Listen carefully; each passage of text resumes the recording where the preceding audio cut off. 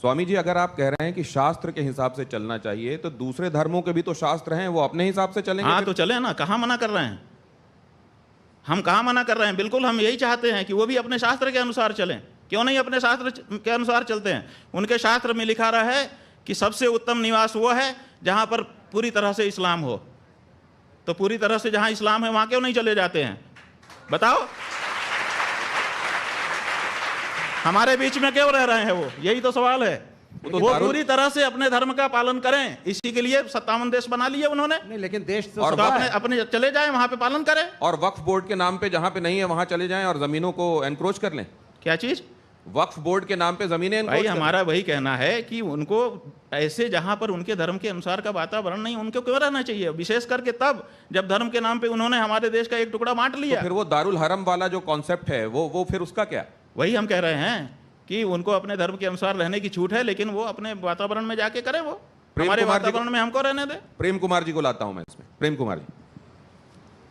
शंकराचार्य जी ने कई हेडलाइंस दिए हैं आज की बातचीत में। गो हत्या क्या है? गो हत्या पर आप कह रहे हैं बलि देना, किसी को मांस के हिसाब से, खाने के हिसाब से पशु की हत्या करना, गाय की हत्या करना, गाय के संदर्भ में गो हत्या, सिर्फ यही गो हत्या है? क्या भूखे गौशालाओं में मरती हुई गायें ये गो हत्या नहीं है? इसके लिए कभी आपने कभी कोई आवाज़ नहीं? क्यों गाय गौशालाएं में गायों की हत्या, मौत, वो हत्या मैं मानता हूँ, लेकिन वो गो हत्या नहीं है क्या? उस पर भी तो कोई दृष्टि होनी चाहिए।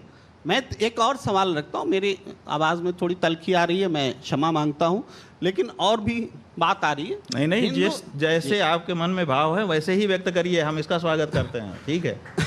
मैं धन्यवाद। एक साथ साथ और भी बातें हैं भाई। कश्मीर में पंडित विस्थापित हुए ना, कितने लोगों को बसाया गया, कितने पंडितों को बसाया गया, और इसके लिए किया क्या? एक हिंदू धर्म के शंकराचार्य के नाते हिंदू पंडितों को वहां बसाने में क्या किया गया? आपका क्या योगदान रहा? सरकार को जवाबदेह बनाने के लिए आपने क्या किया? ये तो सवाल हम आपके सामने रखते हैं। सबसे ज़्यादा गायें कौन पाल रहा है? हमारी गौशालाएं पाल रही हैं। हमको इस बात का गर्व है। और आप ये मत कहिए कि व्यक्तिगत मेरे नाम से कितनी संपत्ति है, वही संपत्ति मेरी है। हिंदू धर्म का जहाँ जहाँ जो कुछ भी अवस्थापन है वो सब हमारा है, शंकराचार्य होने के नाते। जितनी गौशालाएं हैं वो सब हमारी हैं, और हम वहाँ पर गौओं की रक्षा कर रहे हैं।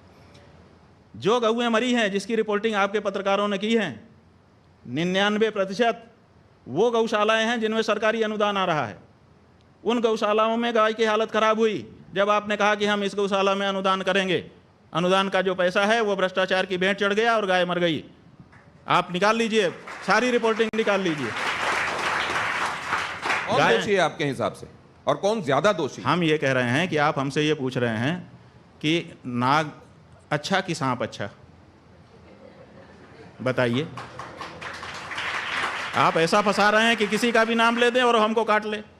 ये दोनों तरफ हम कह रहे हैं ना, 78 साल से ये पीड़ा हमारी किसी ने। वो कह रहे हैं कि नाग अच्छा या सांप अच्छा पूछने के पीछे एक कारण है। अब निजेश जी, क्या कारण है? हाँ, क्या कारण? अभी आप सर्वाधिक प्रतिष्ठित पद पर हैं आप, लेकिन संन्यास धर्म करने से पहले, स्वीकार करने से पहले आपका एक पार्टी से संबंध रहा। तो शायद नहीं, हमारा किसी पार्टी से कोई संबंध नहीं रहा। शायद आपने छात्र संघ का चुनाव, हाँ वो ठीक है, वो छात्र संघ का चुनाव लड़ा आपने संपूर्णानंद संस्कृत विश्वविद्यालय में। एक पार्टी से मतलब एक पार्टी की छात्र इकाई के उससे टिकट से लड़ा था। तो ये एक कारण है। एक स्पष्ट बोलिए, आप क्या कहना चाह रहे हैं? कि मतलब उस समय, आज मैं, स्वामी जी हमारे लिए बहुत ही सम्मानित हैं, लेकिन एक समय जब छात्र जीवन में थे तो उस समय NSVI की टिकट पर आप वहां पर छात्र संघ के, देखिए ये कितना बड़ा झूठ, इतना बड़ा विद्वान पत्रकार बोल रहा है। नहीं, कितना बड़ा झूठ बोल रहा है ये पत्रकार। अच्छा, ये RSS नहीं, आप हमको प्रमाण दो कि हम NSVI से कैंडिडेट थे। एक संघ के हैं, छात्र संघ के हैं, लेकिन झूठ बोल रहे हैं। छात्र संघ के झूठ बोल रहे हैं। तो ये भी अच्छी बात है कि अगर ये बात कहीं विमर्श में थी हम NSVI और आपने सामने रखा, कब कैंडिडेट, तो ये भी अच्छी बात। नहीं, छात्र संघ के नहीं, हम झूठ नहीं स्वीकार कर सकते। छात्र संघ का अध्यक्ष का चुनाव लड़े थे। एक सेकंड, आपने कहा कि NSVI के कैंडिडेट हम कब रहे, ये प्रमाणित करें। छात्र संघ के अध्यक्ष का नहीं तो माफी मांगे झूठ फैलाने के लिए। छात्र संघ का काम कर रहे हैं। गलत बात है ये, पार्टी झूठ नहीं बोलना चाहिए। एनएसयूआई से आपने कोई भी संपर्क- जो बड़ा आदमी है छात्र वो झूठ संघ- बोलेगा, वो छोटा हो जाएगा। छात्र संघ, ऐसा मत करिए, आपका हम सम्मान कर रहे हैं। आपने छात्र संघ का चुनाव लड़ा था, मैं ये कह रहा हूं। भाई छात्र संघ का हमने चुनाव लड़ा था, विद्यार्थी परिषद से लड़ा था। अब बताइए, और अब तो विद्यार्थी ये परिषद का कैंडिडेट था मैं, विद्यार्थी परिषद से मैंने चुनाव लड़ा है।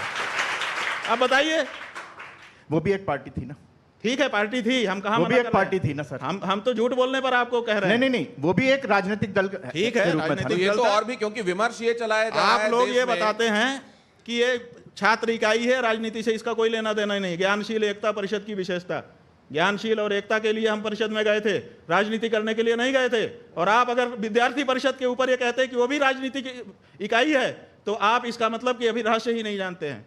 इसका मतलब कि आप अंदर की बात कर रहे हैं। इससे विद्यार्थी तो वो परिषद विमर्श भी- स्वतंत्र इकाई है और वो छात्रों के बीच में नेतृत्व की भावना के विकास के लिए कार्य करती है। वो किसी दल का पिछलग्गू नहीं है। विद्यार्थी परिषद का कोई अध्यक्ष हो, आप उससे हमारी बात कराइए।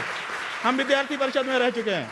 आप हमारे ऊपर ये आरोप लगाएं कि आरोप नहीं है। हम आज- पार्टी आज है, एक बहुत गलत, बड़ी- हम राजनीतिक पार्टी नहीं है। स्वामी जी, दिनेश वो जी, आरोप दिनेश नहीं जी, एक लगा छोटी रहे। सी उन्होंने बात, आज एक बहुत बड़ी सामने साफ बात आ गई कि जो एक विभ्रम फैलाया जा रहा था, स्वामी जी के मुख से स्वयं ये बात सामने आई कि वो किसी राजनीतिक पार्टी और खासतौर से एनएसयूआई के टिकट पे नहीं लड़े। ये बहुत बड़ी सच्चाई सामने आई क्योंकि है। ऐसा क्योंकि आपके ऐसा बारे में आपके पीछे बारे में विमर्श फैलाया जा रहा था, इसलिए उन्होंने बात रखी। स्वामी जी, तो इससे उनसे नाराज मत होइए। ये अच्छा हुआ कि ये बात सामने आ गई। वही और हम कह जवाब रहे हैं आ ना कि झूठ भी बहुत कुछ फैलाया गया है, तो झूठ को कम से कम जो बड़े लोग हैं उनको कंफर्म करना तो स्वामी चाहिए जी ना, क्या- कि जो जो वो व्हाट्सएप यूनिवर्सिटी में आएगा, वही स्वामी जी, अगर एक बड़े और लोग, बात- विचारवान लोग अगर वही बोलने लगेंगे तो आम आदमी का क्या होगा। स्वामी जी, एक और बात मैं आपसे जानना जी। चाहता हूं। ये कहा जाता है कि सितंबर 2022 में प्रियंका जी ने आपको शंकराचार्य जी संबोधित करते हुए पत्र लिखा था और मामला ये सबसे बड़ी अदालत में गया कि आपके संदर्भ में इस पदवी का इस्तेमाल होना चाहिए या नहीं होना चाहिए। इसको लेकर भी स्थिति क्या स्पष्ट कर रही देखिए, है? ऐसा है कि हमारे संदर्भ में किसी भी न्यायालय में हम शंकराचार्य हैं कि नहीं है, इसका कोई मुकदमा नहीं है। आपको हम बता देना चाहते हैं, चाहे वो निचली अदालत हो, चाहे बीच की अदालत हो, चाहे ऊंची अदालत हो, किसी भी न्यायालय में ये विचार नहीं है कि हम शंकराचार्य हैं कि नहीं हैं। पहली बात।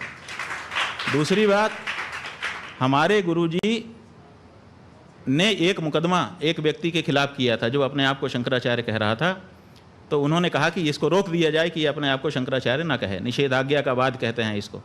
तो वो निषेधाज्ञा का वाद चला, कई वर्ष लगे उसमें, सन 1989 से लेकर के वो चलता रहा और वो अलग अलग स्तर पर निर्णित होते हुए, और जिनके खिलाफ वो मुकदमा हमारे गुरुजी महाराज ने किया था उनको बार बार रोके जाते हुए कि इनको रोक दिया जाए, रोक दिया जाए, रोक दिया जाए।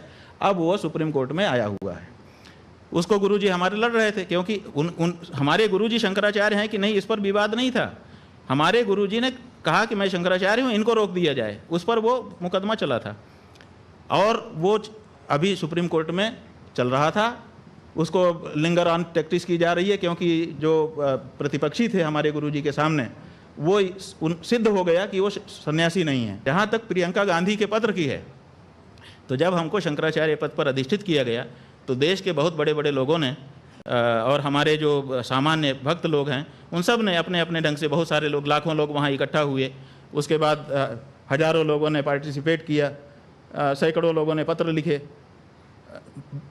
व्हाट्सएप आदि से सूचनाएं दी, बधाई दी, ये दिया, वो दिया, प्रणाम कहा। उसी में कुछ बड़े लोगों ने पत्र भी लिखे। उसमें आनंदीबेन पटेल ने भी पत्र लिखा, जो राज्यपाल हैं उत्तर प्रदेश की, और यही संबोधन के साथ लिखा। हाँ जी, उन्होंने कहा कि ज्योतिषपीठ के शंकराचार्य के रूप में प्रतिष्ठित होने पर आपको हम अभिनंदन कर रहे हैं।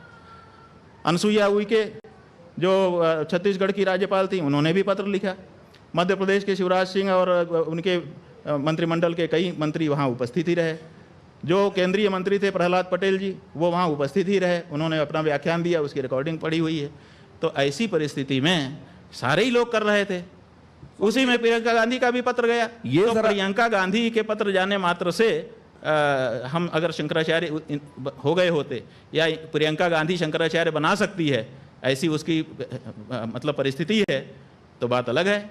अगर वो बना सकती है एक पार्टी की नेता होने के नाते, तो ये राज्यपाल लोग नहीं बना सकते, मुख्यमंत्री और केंद्रीय मंत्री नहीं बना सकते। ये प्रश्न ये है- लोग क्यों गए हमारे पास?